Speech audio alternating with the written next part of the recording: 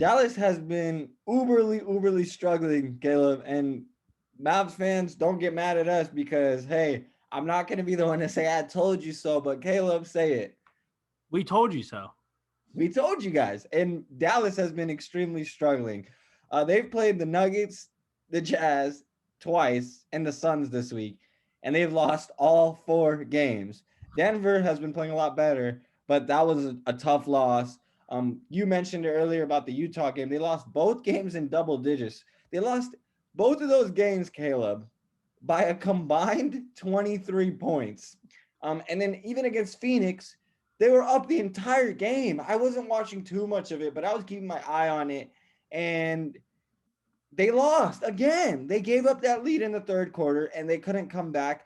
Phoenix took over. They took over in that fourth quarter and put that stamp on the page and they won that game. And Dallas has been struggling a lot lately. What are your thoughts on what's going on in Dallas? I know Porzingis is coming back and he looks like dog water, but what is going on that team? Just I think it's a lot of it is on Porzingis. I think they kind of bought into the idea that he was gonna be back this year, back to what he was with New York, and everything would be fine.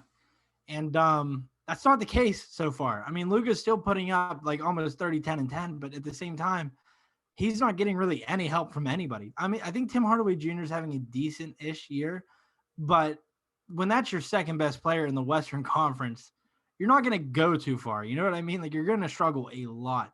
And I mean, we see them struggling right now. You had what was it? I sent you a picture during the Jazz and Mavericks game, and they were down 44-19.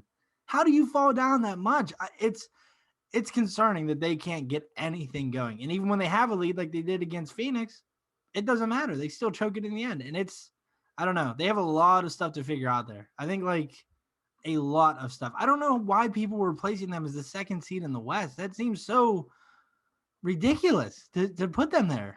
Well, we called it at first. We told you guys we don't see Dallas finishing up there, even with the healthy Porzingis. We didn't expect Porzingis to come back this fast, and he came back earlier than expected, and still is looking extremely rough.